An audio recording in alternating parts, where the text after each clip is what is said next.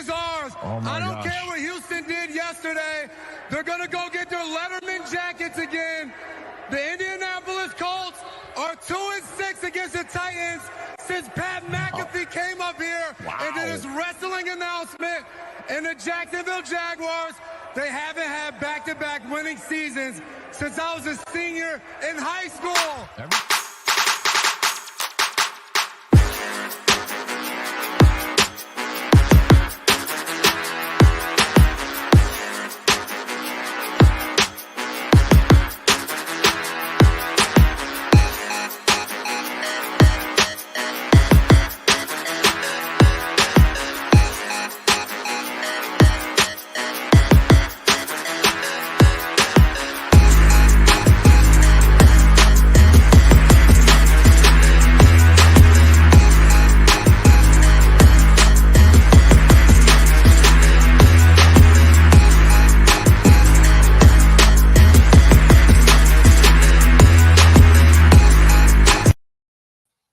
What's up, Titans fans, and welcome to another edition of Titans Global Podcast. I'm your host, Maximus Titan Fan, and with me, as always, is my cohort, Link. Good to be here, guys. Great to be here for another show. I know I'm going to keep harking on it. Make sure you comment. We want to involve you guys. We want to see what you guys think. The show's for you, so make sure to comment as we go along. Absolutely. And if you are checking us out right now, if you haven't already, like and subscribe to YouTube. That is what helps us the most. We've been pushing it, and we're already up to, I think it's like 63 or 64 subscribers, which is awesome. Okay. But we need more, so come on, guys. Absolutely. Keep it up. So today we're going to preview the game with the Texans. We're going to talk about rankings, as always, and we'll go over a few key factors, injury report, what to watch, who to watch, and what to look out for. Absolutely. All right, so let's just get right down to business. As far as the offense for the Titans go, the Titans and the Texans, passing offense 24th, 193 yards average. The Texans have the 4th in the NFL on passing offense, 258 yards. Rushing is 18th for the Titans with 106. Texans have 25th at 96 yards. Scoring, Titans are 26th with 18 a game, or 18 and a half a game. Texans are 13th with 22.1 a game. Red zone offense is 30th for the Titans, 43.6%. Texans, it's 18th, 53.5%. You seen a trend? Yep. And the only other really important stat that I thought needed to mention on offense was the third down percentage, 29th in the NFL for the Titans. We got to get that better, guys. Yes. For the Texans, 16th, 39.9%. Overall grades, obviously, if you were listening, the Titans are a little bit less. They're 25th for 300 yards, and the Texans are 9th with 354 yards average per game. Yeah, and one that stuck out to me too, and this is something that I kind of harked on. It's been 2 or 3 weeks ago. The Titans only with 3 interceptions. That's last in the NFL. The next worst team has 6. So it's becoming a little bit of a problem in that secondary, just not being able to take the ball away. And the Texans, I mean, they don't give it up a lot. They're plus 11, I believe. And with going into this game, of course, we're going to get into the injury report. Stats do kind of start to tell us a story, but Texans are going to be without a lot of people in this one, including C.J. Stroud, who's still in concussion protocol. So I feel like this is a good week for the Titans to kind of step up, and maybe the secondary step up with Sean Murphy-Bunting and some other guys who can, get their hands in there and maybe come away with some interceptions on Davis Mills this week. Yeah, I agree 100%. That was one thing I was going to mention. All those stats have an asterisk beside them because they are all with a lot of players, like you said, that aren't playing. Yep, absolutely. Yeah, and the Titans have a few players, but we'll get to that here in a minute. We'll jump right into the defense. Yep. Defensive rankings. Titans are 22nd with 229. Texans are 26 with 246. Rushing, Titans are 14th, 110. Texans are 8th for 95. Scoring defense, Titans are 17th with 21.7 points. Texans are 16th with 21. Red zone defense. Titans own the number one spot in the NFL. Yeah. With a 37.5% conversion rate. Good job, guys. And this is the important stuff that's going to win us the game. And I'll explain this in a minute. Red zone for the Texans they're 15th with 54%. Important stat.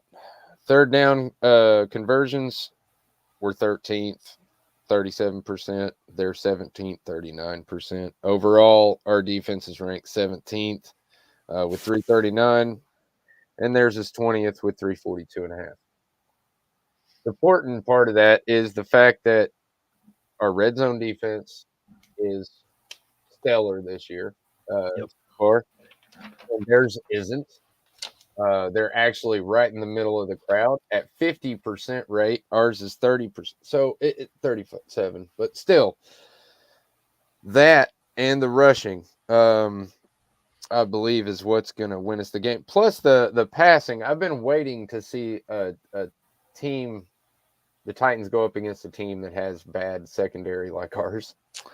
And 246 yards a game in passing. Yeah, I think Will Levis probably going to have a big day.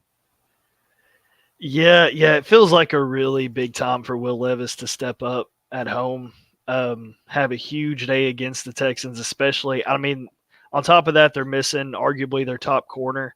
I mean, Stingley's still going to be there. He's going to be playing, but, I mean, he's really all they've got. So I'm looking for guys like NWI to possibly step up, take some pressure off of DeAndre Hopkins, because you know who's going to match up on DeAndre Hopkins all game, if not one or two guys. So NWI can step up. I think Chig can have a big game. He's shown improvement. He's shown a little bit more consistency over the last few weeks. I'd really like to see Chig come in and have a day for himself. I agree. I'm going to save my player for the X Factor part because I really have a good gut feeling about this one. Yeah.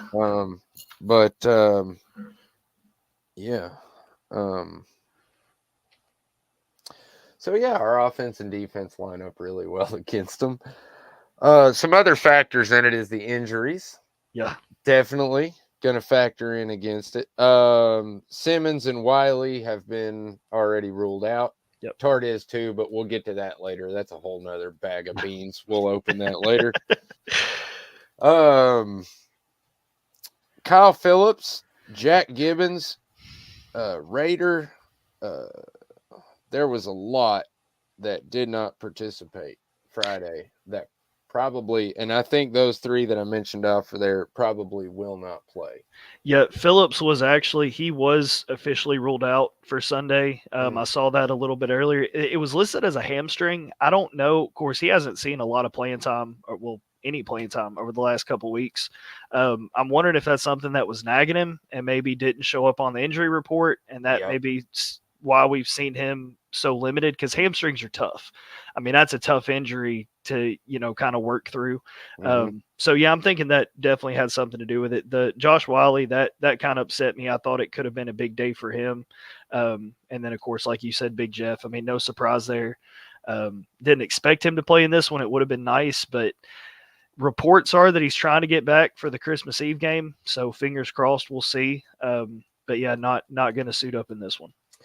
Yeah, I didn't really expect him to, especially with the comments that we saw on Twitter, where they were really just like, I think it was Paul Kuharski made a comment about his knee brace, and he kind of shot back at Paul. Yeah. But I guess that'll happen every now and then. But I guess he was a little upset that he wasn't getting the love that he should. Yep. And so, yeah, so there you go. Yeah, I apologize. I wasn't paying attention to the comments, and I got a little behind. My bad, guys. Um, but yeah. We need him going as soon and as much as possible. Him and Chig and everybody else. Yeah, and while we're on the injuries, just to get to Houston side of the ball, I mean, it's going to be a big story for them this week. Obviously, we talked about C.J. Stroud.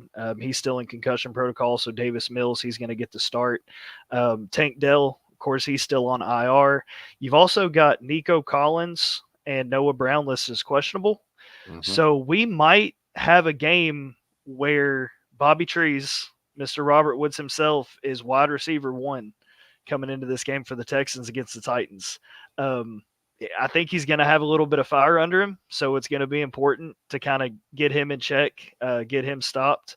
Also, Will Anderson, he's going to be out. He's got 5 sacks on the year. George Fant, starting right tackle, is going to be out. Yep. So I look for guys like Landry to have a big game, to maybe kind of come in and take advantage of that. Then a couple other notable ones. You got linebacker Blake Cashman. He is officially ruled out. You've got cornerback to Very Thomas, if I'm saying that right.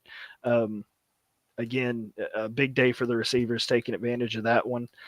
So yeah, I mean, that's real important for Houston. They're going to be down, but their mentality, just like the Titans have been over the last couple of years, is next man up. So, you still got to come in, you still got to perform, you still got to show up and beat what's a pretty injured team right now. Yeah, and some guys to keep your eyes on. Autry, Brewer, Brunskill, and Kendall. They should play. Yep. I think they will, but man, it would be a huge knock if we were out Autry. Okay, so really just Autry. Yeah, pretty much. Yeah. Sorry, other guys. Brunskill is a very decent tackle. I don't take anything away from him. Anthony Kendall has been amazing on special teams as a gunner. So he has value. They both do. And Brewer, he's really good on run plays as a center. Yep. And stuff. So we'll leave it at that.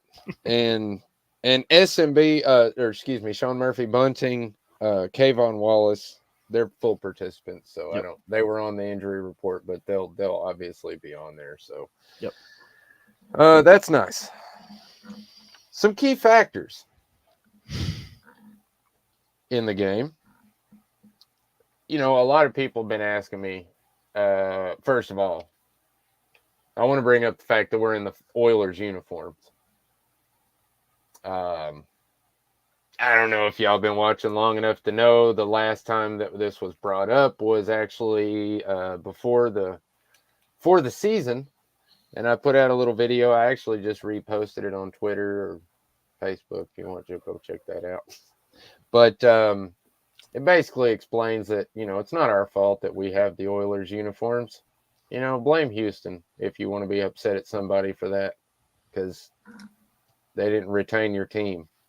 Yep. But it's ours. So just cry about it. And the fact that the last time we were in Oiler uniforms, man, that was Will Levis's first game in Atlanta. He came alive. Mm-hmm.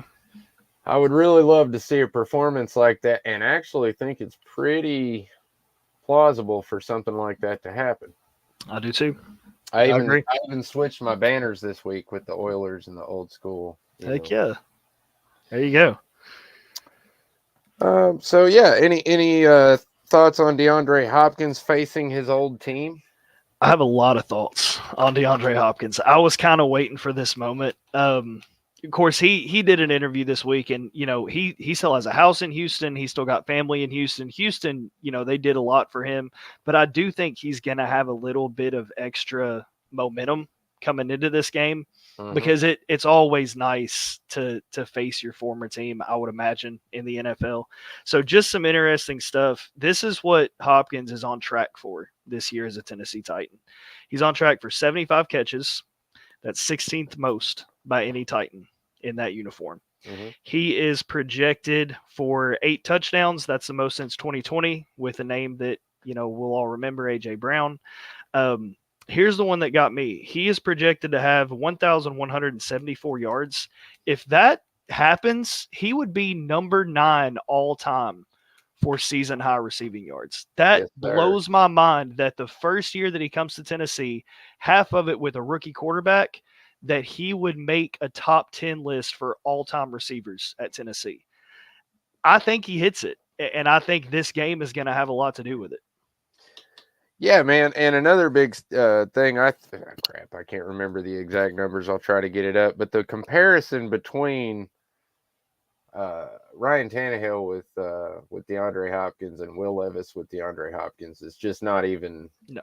It's not even really a comparison. It's just Absolutely a joke. Yep. I left out the 6 interceptions but a couple people brought it up, and it's a good point. But I left it out because I was just trying to compare the stats that DeAndre Hopkins has with the quarterbacks. It wasn't really about what the quarterbacks have done. It was more about what DeAndre has done with that quarterback. But I looked it up. The only time he's ever played his old team, I think, was in 2021, 2022.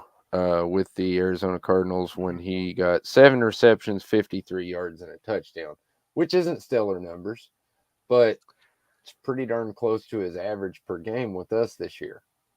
Yeah, I did notice that. I just feel like this one's a little bit different, especially considering Houston's allowed 5 300-plus yard passers this year. I could easily see Will Levis being one of those. If I had to over-under Hopkins' numbers, and I might be, a little bit over the top here, but I would take an over-under of 105 yards for Hopkins this week. I feel that good about the chemistry those two have right now, and it just seems like every week they get a little bit closer to the same page. There's always those 1 or 2 passes where Levis thinks Hopkins is going to be one place and he's a little bit over, but we're seeing less and less of that each week. If those two ever got just on the same page and just started clicking consistently, I mean, it's a dangerous combination. Yeah. A lot of people that I've talked to who are Titans fans, well, okay, let me rephrase that because there's not a whole lot of people where I'm from that are Titans fans, but I kind of tried to gauge it throughout the week to see. I asked a bunch of different people what they thought the numbers would be for DeAndre Hopkins against his former team. A lot of people are either really big numbers or really small numbers. Yep. And I actually think it's going to be somewhere kind of in between. I think it's going to be somewhere probably 70 to 90 yards. Okay. And maybe a touchdown. I'd say 1.5 projected, to try to hit that easy mark in between. But I don't think Burks comes back as a superhero in this game, though, Newsom. I do disagree with you there, brother. I hate to, but yeah, man, I haven't moved on from him. I'm not trying to force him as a number 2 anymore. I'm just trying to see where he falls. Yeah, I agree with that. And it's kind of unfortunate because it feels like a lot of DeAndre Hopkins' success depends on what the other receivers can do, just in the simple fact that if Chig's out there dropping passes and he's not able to catch the ball, if NWI isn't able to consistently get open, if Burks is having trouble even finding where the ball's at, you're going to get that extra pressure on Hopkins. So I think it's really going to come down to who is going to step up this week and take some of that pressure away. Because every team in the league knows right now DeAndre Hopkins is number 1, number 2, and number 3 look that Will Levis is going to give just because he's been his guy. So I really think it's going to come down to somebody who can get that one-on-one coverage and make a big play to kind of bring somebody over for help. Yeah, man. Something else I wanted to talk about. Obviously, we had to talk about. I was going to wait until a little bit later, but we got this, Ethan. So yeah. Basically, T.R. Tart was cut. He was on a $4.3 million deal, I believe. Yep. But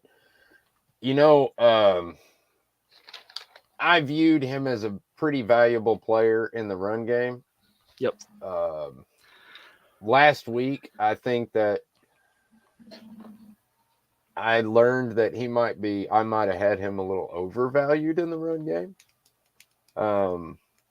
Just because a couple of the other guys kind of stepped up really well in that game, and Tier Tart kind of faded away in that game. He did get hurt, I think, towards the end, but somebody asked me what I thought of Tier Tart today, and I said, he's a good player, but he has a bad attitude. Yeah. And that kind of sucks. Yep. And then they were like, well, one word. Give me one word. Overrated. Yeah, I could see that. Just with Titans fans. I don't think the NFL thinks he's overrated. I just think Titans fans have him a little overrated. I mean, he's good, don't get me wrong, but yeah, he's nothing. He's not. He's better than Naquan Jones. Yeah. But he's not good as Kyle Pecco. Yeah. Which is not great. Yeah. No, I agree. And I feel like, you could have kind of seen this coming a little bit just from the fact when Big Jeff was talking about guys that really want to be here, because you automatically go to, okay, well, he works with the defensive line every day because he's a defensive lineman. So you kind of got to where you were like, okay, maybe it's another defensive lineman. And then, the stuff with Tart comes out, and for Vrabel to go in the press conference after and basically say it's no big deal. I mean, he quoted no big deal. I mean, that's how he responded to the Tart release.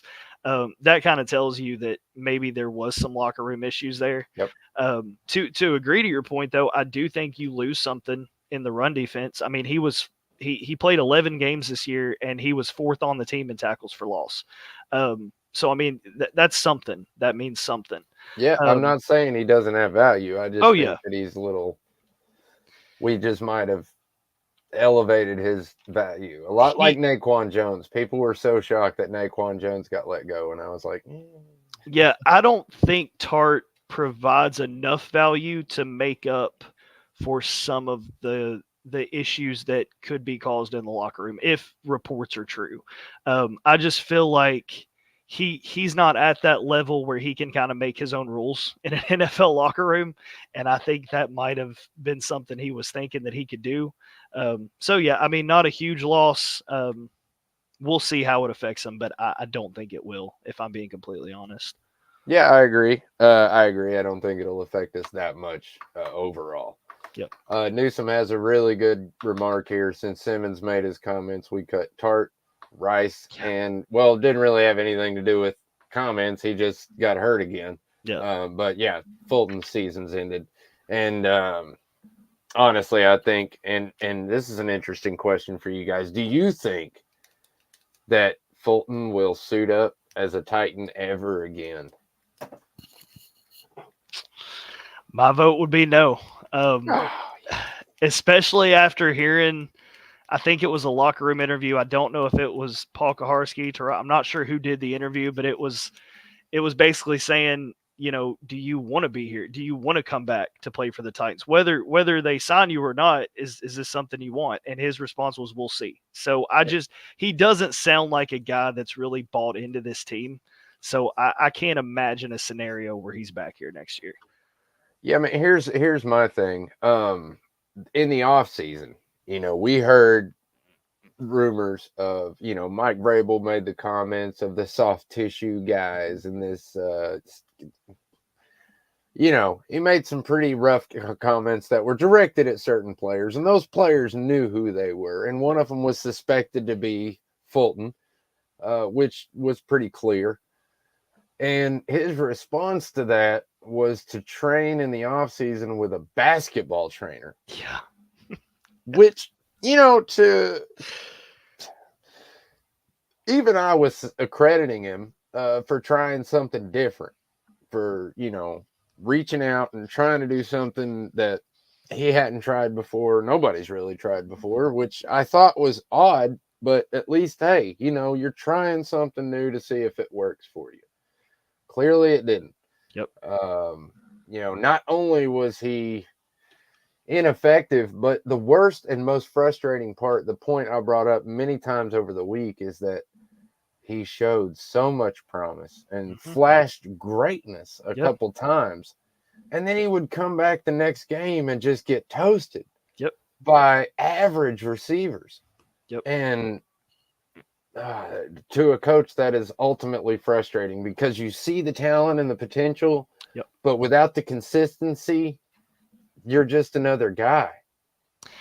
Yeah, I think it also put a lot of pressure on him when he started getting talked about as CB1. I mean, it just and what was never there, just like you said, what was never there was a consistency, and that's the most important thing in the NFL as a corner is consistency. It doesn't, you don't have to intercept every pass that comes your way, but you've got to be able to hold up in defense. And I've just seen him get absolutely burnt too many times. And it's one thing to get beat, and it's another thing to get burnt. And I have just seen over and over and over. And it seems like once it gets in his head, it's all going to go worse. You can almost tell what kind of game it's going to be from Fulton for the first pass defense he has to go up against. It just, I don't know. I think there's better corners out there. And again, I just don't see him suiting up in a Titans jersey again. Well, and I mean, another thing that I mean, I'm not a huge college guy. I'm much more into the pros than I am college ball, but I do watch college ball, and I do kind of follow it. And I know LSU is known for producing excellent defensive backs. They're actually that's like a joke that all defensive backs that come out of LSU are going to make it and be good in the NFL, except Kyle or Christian Fulton.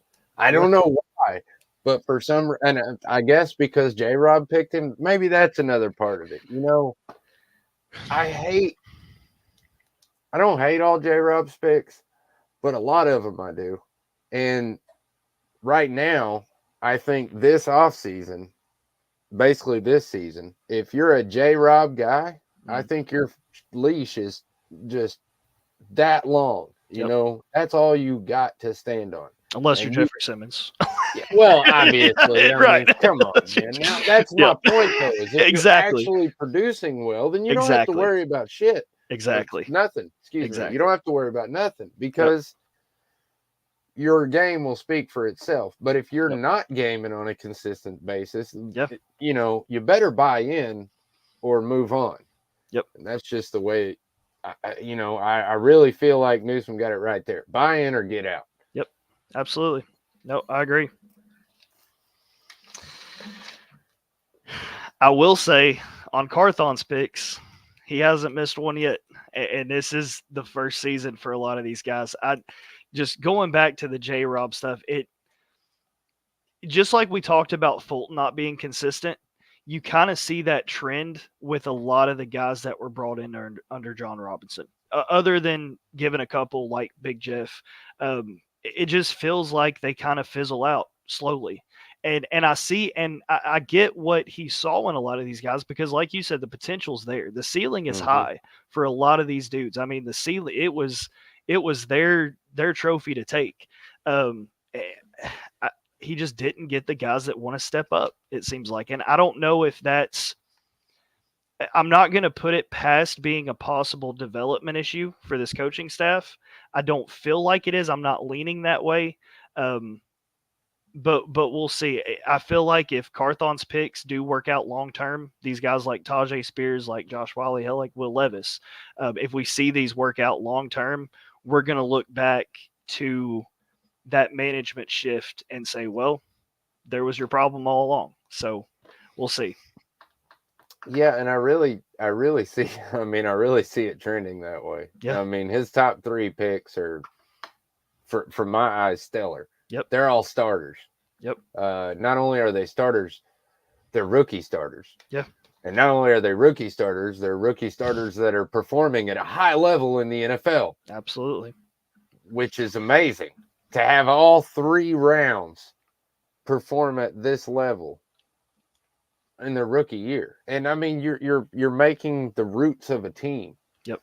You got a quarterback, a running back, and he wasn't a left tackle. He was a left guard, but still all pro left guard. Yep. You know, and this year we can get our tackle that we want. but I think we have a really good chance of actually winning this game. Oh yeah. I think Will Levis produces well, and my surprise. You want to do this right now? Yeah, we can. I'll go first. Yours is kind of a little bit surprise, but I think I'm kind of getting it. My offensive player, if he suits up, now I know that he might not. I feel like if Nick Westbrook-Akine gets in this game and he does suit up, I feel like he could have a stellar game because I think he can be that wide receiver too in this game He against the surprised Texans. me all Yep. year, man. Well, so here's the thing. If he doesn't play, because he is listed as questionable, if he doesn't play, you've got to go back to 2020 to find a game that he missed. You want to talk about consistency, this dude just keeps showing up. And he hasn't had great games in all those that he played. But he's been a staple for this offense just by being there. I feel like his time is slowly coming. So if he suits up in this one, I'm looking at NWI. On defense, and I've said it already, I'm looking at Harold Landry. Keep doing what you're doing. I mean, he's shown that he's back. I just want him to keep showing it. So those are the two guys to watch for me. All right. Excuse me, I about died there for a second. Aaron here asked, are we going to win with ease? I think so. Yeah. I think we're going to win by more than a touchdown. I'll say that right off the bat. Oh, yeah. We'll get into our game predictions a little bit later on. That's usually the last thing we do. But yeah, just hang around and you know, based on our tones, you can decide whether you think we're going to win with these or whether we think it anyway. Yep. Yeah, man. So my defensive player actually is going to be the guy on the other side of the line. It's Arden Key. Yep. The only reason I say that is because I think any team that saw what happened last week is going to maybe chip that guy or put an extra guy over there, and I think that might free up. I mean, it could be Key, it could be Autry, but I'm hoping that Key finally breaks out and has his big game on defense. As far as the offense performer goes, I think it's going to be Chris Moore. Oh, I think Chris Moore, if you look at how much he has as far as like receptions over 20 yards, yep, he is within the top 5 of the NFL with 20 or more receptions or whatever the statistic is, asterisk or whatever. The point is the man stretches the field and he doesn't catch short balls very often. And even when he does, well, like we saw last Sunday, he gets at least 5 to 10 yards after he catches the ball. He usually catches it in stride. So I look, especially with this bad secondary, I look for Chris Moore to stretch that field, find those open areas, and I feel like Will Levis is going to light him up. And I feel like Chris Moore is finally going to have a multi-reception game where he has a very high number of, or not a very high number, but a very high number of yards. I think he could go for over 100 yards, to be honest. Wow. I think between him and DeAndre Hopkins, I think you probably have close to 200 yards. Yeah, I like that. I don't hate that. And I felt like when Moore came into the Titans, I felt like he could be your guy. Well, other than Phillips, because I kind of thought this about Phillips at first, but seeing how Moore has performed and being that deep shot guy, I also don't hate him in the slot. Those third down conversions that you need, those 3rd and 5, those 3rd and 6s, run him on some slants. I mean, he's got the speed and it seems like he's got the hands. So, I mean, I wouldn't be scared to mix it up with him a little bit. You know, put him on the outside, put him in a slot position, just keep it different. The one thing this offense can't do is be predictable. And I feel like in some of these games in the past, they've been that predictable team. I really want to see them open it up this week because like we've talked about, this is a defense that I don't feel like can keep up with what our offense can do. Yeah, and another interesting stat, I don't know if a lot of people's kept up with this, but I watch a lot of, like I watch Teron Davenport's Whiteboard Wednesdays every week. I watch a lot of the breakdowns. And in the beginning, we were passing a lot in between the numbers. That was almost like our soft spot. Yep. Like we would hit right in between the numbers, about 10 yards up, in between 10 and 15 yards up. That was like our bread and butter. But now, if you pay attention, a lot of the passes that are being completed for big yardage either come all the way across the field, or they start from the slot position, or run to the middle of the field and then post out. Yep. So we're getting a lot of action near the numbers or outside the numbers, which is a little bit different than what we've seen. And like I said, I really just see a lot of potential for Chris Moore to really open it up with, Treylon Burks. I could see him and Burks switching up a lot, as who's in the slot, who's in the Y or X, whatever you want to call it. And I think that'll work out a lot. NWI, I think, almost has to suit up for this game. If he doesn't, Colton Dowell is going to see some action for the first time this year because Kyle Phillips is on the sideline. Yep. And DeAndre Hopkins does not take all the snaps. I mean, in no game does he take every snap. So he's going to take time off. There's going to be 2 wide receiver snaps and stuff like that. What's up, Scoob? So we're going to see a lot of that kind of stuff. And I really feel like this is just going to be Chris Moore's game. I can't say it enough. I hope Chig opens him up. I hope Chig gets at least 3 or 4 receptions, maybe about 50 yards. That would be sweet. Tajay Spears, another big, huge asset for us right now. 118 yards from scrimmage last week. He was on fire. Yep. And I hope that he continues to do that. Just produce first downs and move the ball. Yeah, if you haven't watched it yet, go watch Tajay Spears mic'd up in that Miami game. He is electric on and off the field. I mean, this dude is a cheerleader. He's a motivator.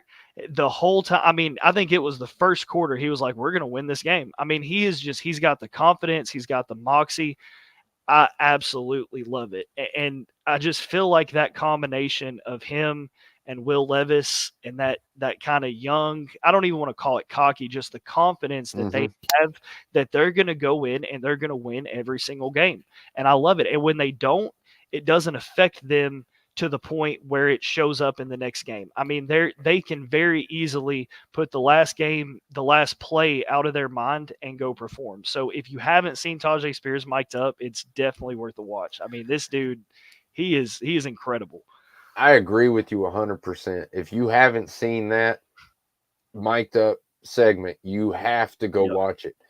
And mine is actually for a different reason, but the same. I mean, I really enjoy his moxie and stuff like that. But I even said it to my wife. I think I even made a post on Twitter about it. But you can hear the effort in every step. He's like, and you see he is literally grunting because he's putting 100% of everything he has in every step. The man is giving you everything he's got on every play. And this is the dude that people were saying the ACL is going to hold him back. Not having any ACL. Well, they don't know what they're talking about. No. They didn't watch the highlight reels of 2022 of his college days that I watched. Because it looks like the same kid to me. And he's doing it to these guys in the NFL now. Yeah, some guys it takes a little while to feel comfortable hitting those cuts and being able to do what he does, because when you're an explosive running back like that, the one thing that's going to hold you back is fear of that same injury. I mean, that's just a killer for some of these guys. Again, it goes back to them just being able to put the past out of their mind and go win football games. I mean, he doesn't care. He runs like he's got 5 extra ACLs on hold that he can just pop in there. I mean, he is absolutely explosive, and I'm here for every second of it. I want to keep seeing him doing what he's doing. Yeah, and I don't remember now who posted it. It was one of the Titans guys. It was probably Davenport or Koharski or Wyatt, because those are the 3 bigs that I follow. But one of them posted that video of him running back and forth doing sprints, kind of warm-ups or whatever, and he was barefoot. And they were talking about he was big into grounding. And if you don't know what that is, it's, put into layman's terms really fast, it's where you feel the earth and you feel like you're more planted. And runners use it. A lot of football guys use it. A lot of football guys use it. The soccer game that it's not football, It's football, That's right. So anyway, a lot of those guys use it. And yeah, he does it, and he does his pregame warm-ups barefoot. Saw that in person, actually. I thought it was really cool. And apparently he does it every game. That wasn't just something he did for our game. It was every game, every practice, he warms up barefoot. Whatever works. I'm just saying, man, it's just like they say, some of the smartest people in the world are eccentric. Yep. Same thing with sports, man. Some of the greatest sports players have the weirdest things that they do. They don't ever wash their gym socks, or they have a lucky shirt that they put on every game and never wash it. And I don't know about some of those weird ones, but hey, whatever works for you and makes you perform, or thinks it makes you perform, do your thing, man. Because you're obviously blowing it up for us right now. Yeah, I wouldn't recommend he change anything that he's doing. I mean, he has shown up and performed since day one. And again, we've talked about the comparison between him and Henry, but I don't feel like you can compare them. I mean, they're just two very different running backs. They're even on the sideline. I mean, Derrick Henry is that, silent leader. He's the lead by example, just follow what I'm doing. And then Tajay Spears is just that momentum shifter. Anytime the ball's in his hands, he may go for 50 yards. I mean, you just never know with him. So I don't. And that's why, it's two different styles, but I feel like Tajay Spears is more of that new age, and he's what the Titans are slowly transitioning to be successful in the NFL. Yeah, I hate that. A lot of people say that, it's a transition and I get it. I understand it. I think it's a transitional thing too. Obviously, the King's not going to be in, our number one after this season. Even if he stays with us, which I kind of hope he does. I could see a possibility for it. Let me say that. It's not probable, but it's possible. Okay. Let me have my hopes, at least until the end of the season. But yeah, I could see a possibility of him bringing him back because they are a great combination. Yeah. And to be honest, if he comes back with the understanding of, hey, this guy's going to be more of our kind of lead back, you're going to be more of our third down, touchdown guy, but you're also huge to the franchise and blah, blah, blah. And, that kind of thing. Yep. And I hope he stays, but that's how it would stay. But yeah, right now they are the greatest duo as far as I'm concerned as running backs. Cause my God, when they're in that split back, I can't imagine what the linebackers are thinking, cause they got to have their eyes on, because if Tajay gets it, he's going to basically make them lose themselves in their own feet. And if Derrick Henry gets it, well, then they got to come at him with the thunder, because if he gets any kind of running behind him, he's just going to run him over like a bulldozer. So, man, I really wouldn't want to be a linebacker when they do the split back. Yeah, and on top of that, I mean, just like you said, Tajay, just having him in the game spreads that defense out now. I mean, we're at the point we're at the point in Tajay's career where defensive have to respect him. And it's unbelievable to say that because we're in his rookie year, but he is respected by NFL defenses. And you're not seeing as many, you're still seeing them, but you're not seeing as many of those 8-man boxes when he's in the game, because they'll split him out. They'll run a screen with him. They'll slant him across the middle. I mean, it's just, you never know with him. And that's one thing that Tim Kelly really has going for him right now is he gives you that factor of being an unpredictable offense. I don't think they've really figured it out yet, but if they ever do, it's going to be really dangerous. Yeah, and that's I think why I like Henry staying with the team so much. I mean, I guess you can get it out of another back, but when you have a good running back in Henry that you can put at the running back position, and then put Spears in the slot as a wide receiver and use him like a wide receiver because he's as quick or shifty as a wide receiver can be, I mean, it's just like having another, I don't know, it's like almost like a fantasy football team where you have that flex guy, you know, the Yep. wide receiver or the running back or the wide receiver, running back, tight end, whatever kind of league you play in. But I do think it's funny though that I got comments from two of my guys, and Newsom was like, "No, he can't leave until he gets the rushing record," and then Scoob comes in and he's like, "He can't leave until he passes Eddie." And I agree with you both.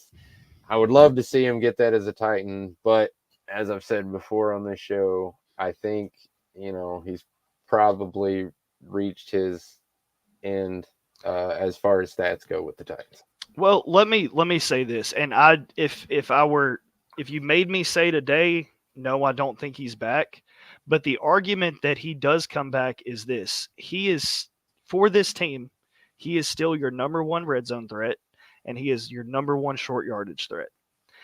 I don't know a lot of other NFL teams right now that would use him any other way than the Titans would next year. It just feels like he's not going to be that primary first, second, third down back anywhere, Titans included.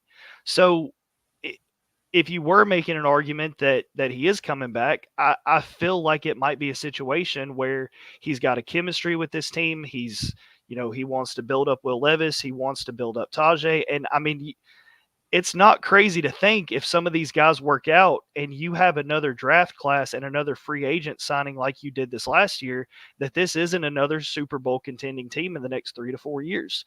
So if you're looking for a Super Bowl run, it's possible. If you're not going to find another number one running back spot, at least not every down. So there's your reason to stay with the Titans. It really just depends how much he's willing to give up to stay on this team. That's what it's going to come down to. Let me bring up another good point here. And this is an unpopular opinion, but it's just facts. I'm just laying out facts here, folks. Don't get mad at me. I'm not bad-mouthing the king. I love him, but this is just facts. Derrick Henry is a fast player. Mm-hmm. I think he was clocked at like 21 mile an hour earlier this season. So He's quick when he gets ahead of steam. Now, as far as change of direction goes, not so quick. Acceleration, not so quick. Tajay Spears, on the other hand, can accelerate to almost full speed within a couple steps, maybe 2 steps. Yep. So what that does, and I guess a lot of, if y'all don't understand, what it does is right now with Derrick Henry in the backfield, teams are easy to put 8 men in the box and blitz. And get the running back on the way to the quarterback is their motto. And that brings a lot of heat on your quarterback. If you have somebody like Spears who can get to the outside edge before those defensive ends and linebackers can crash inside, well, guess what? They stopped doing that. And if you notice over the last couple weeks, we have seen a lot of that. We've seen linebackers backing up. Mm-hmm. Going back into the passing lanes because they understand now that Will Levis can hit those passing lanes and Tajay Spears can outrun them to the outside or just juke them bad on the inside and make them look foolish. So what that does is it spreads the field more. Mm-hmm. With Derrick Henry, you've got a more condensed field and they're just attacking you constantly, which brings more heat on your quarterback, more heat on your offensive line. When you have somebody who's quick and fidgety, like Spears, it changes everything. Yep. So that's the point. It's not any other team, like let's say Kansas City. Kansas City's line would suddenly become the worst line in the NFL if Derrick Henry played for him. Yep. Because everybody would be blitzing him. Because they'd be like, well, it's either that, we'll have a couple guys cover Kelsey and Tooney, and then we'll just blitz the heck out of them, and it'll work. Yep. It will.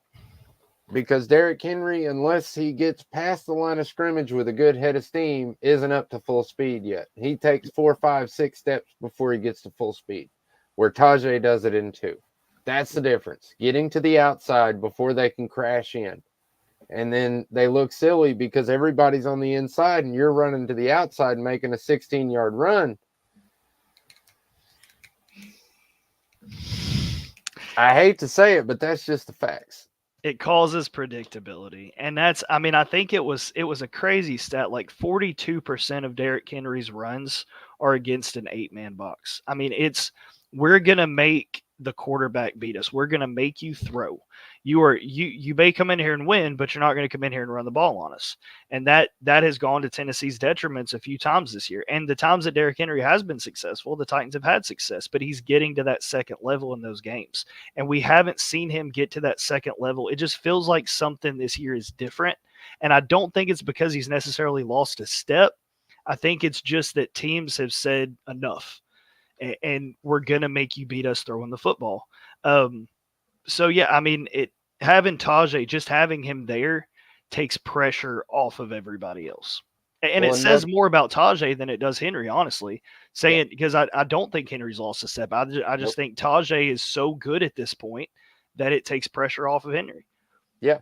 And another wrinkle to his game is the passing. I mean, if last week, okay, they did what no other team has done yet. Yeah. They just went straight blitz with their linebackers and backed all their defensive backs up, basically in a dime package. Blitz all their two linebackers, back up all their defensives, covering the men, and left the middle of the field wide open.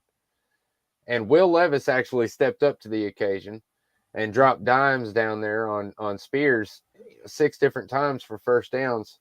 Or, well, 4 different times for first downs. He got 2 rushing. But anyway, the point is, he moved the ball in the middle of the field. Chig got a couple of those checkdowns in the middle of the field, too. And that was simply because Tajay Spears was in the backfield. Yep. If Henry's in the backfield, they're blitzing everybody. Yep. It's just, I mean,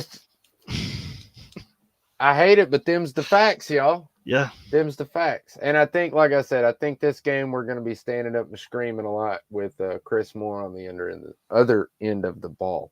Heck yeah. All right, score predictions. What you got, man? I've got 28-10 Titans. Don't spit your drink out, but I've got 28-10 Titans. I feel like this is one of those weeks where you're coming off a huge win. The defense played really well together last week, even with Jeffrey Simmons out. I feel like Jeffrey Simmons is probably doing a lot of coaching on that sideline also, just because of who he is. Mm-hmm. I think Levis has a big game. I think he has I wouldn't be surprised if he had a 300-plus yard game. Wouldn't be surprised if Derrick Henry is over 100 yards. I know we just talked about the opposite, but I would not be surprised, just because if Will Levis goes out slinging it, it's going to open up some of those run lanes. We always talk about pass the ball to open up the run. I really want to see us pass early. So 28-10 Titans for me. All right. If you notice, I didn't react crazy when you said 28-10, and that's because I think this week the Titans have their largest scoring game of the year. They come into 31-14. Oh. Yep. 31-14. And I had this already planned out, but yeah, Michael Newsom's right on it too. Look at that. And he's right on too, man. I can't wait for this rematch when Stroud's actually healthy and everybody's there, and we can see what these two teams actually match up like. If we lose Sunday, that will speak volumes. Our season will basically be over as far as the postseason goes. We have no more hope of making the postseason. At that point, it is strictly a see what we got kind of year. So, and like you said, it's not going to get any easier to beat this Texans team with all the guys that are out. So, I mean, it's kind of a make it or break it game for the Titans guys. It doesn't seem like a big game, but it actually kind of is. Yep. And we need to show it big just because they're in the AFC South. And if we really do want to make a run at the playoffs, we got to beat the rest of the AFC South teams, period. Yep. So before we go, and if you're watching, clip this, record it, write it down. As long as we are still alive in the playoffs from here on out, every week, I just want to go through scenarios to watch who we need to look for to win, who we need to look for to lose. I'm not saying this is exactly what we need or our only road to the playoffs, but I went through and did the research and messed around. So by trial and error, by trial and error, I have found us a way to the playoffs. And it worked out because the Raiders won last night. So that was the first thing we needed. They showed out against the Chargers. Yeah. So we need Bengals to beat the Vikings. We need Browns to beat the Bears. We need Lions to beat the Broncos. Steelers to beat the Colts. Obviously, us to win against the Texans. Dolphins to beat the Jets. Cowboys to beat the Bills. Ravens to beat the Jags. And Chiefs to beat the Patriots. This week sounds like it's very possible. Honestly, if I were betting on every single one of those games, I would like the lines and how that lines up for the Titans this week. So that's what we need. If we get to that point, we'll start again next week. But as long as we're alive, I will find us a scenario to make the playoffs every week. I will make it happen. That's awesome. That's a great new segment, man. Yep. That is fantastic. Yep. Oh, there's a good one. If the Lions and Vikings and Cowboys win, we'll be one game behind the 7th seed. I saw that one. Which means they'll start putting us in that little graphic that says in the hunt. That's right. Absolutely. That's really what this is about. If we win, the Texans are taken out of and we're put up there. Yep. 100%. So if, man, I can't believe they did this to me, man. I said I wasn't going to get hyped up for this season. I said it was over. I wasn't going to get emotional anymore. Here we are. Yep. All it took was one good game. That's right. One good team. Now I'm all fired up again. But, ladies and gentlemen, we've come to the end of the show. Link, you have anything to leave us with, or final thoughts or anything?